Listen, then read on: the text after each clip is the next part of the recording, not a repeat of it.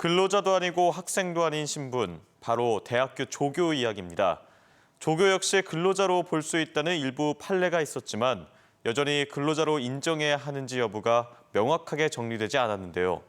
이런 상황에서 위험한 업무를 하다가 다치더라도 산재 보상을 받지 못하는 등 위험의 사각지대에 놓여 있습니다. 김태욱 기자입니다. 대전의 한 사립대학교에서 조교로 근무하던 28살 A씨는 2달 전 큰 사고를 당했습니다. 담당 교수의 부탁으로 사물함을 만들던 중 기계에 휩쓸려 손가락이 절단되는 큰 부상을 입은 겁니다. 하지만 A씨는 치료비는 물론 어떠한 보상도 받지 못하고 있는 상황. 산재 처리를 위해선 A씨가 근로자로 인정받아야 하지만 이 부분이 현행법상 불분명하기 때문입니다. 조교가 장학금을 받는 대가로 노동을 하는 것은 4대 보험 대상의 근거가 되는 정상 임금을 받은 것으로 보기 어렵다는 해석도 있습니다.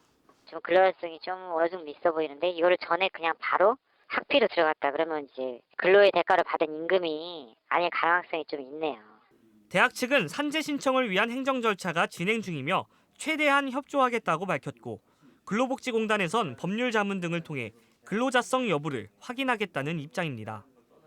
하지만 근로자성 여부를 개별 사안별로 판단하는 현행법 체계 하에서는 같은 조교임에도 대학마다 다른 판단이 내려질 수 있고 억울한 사례가 속출할 수 있습니다.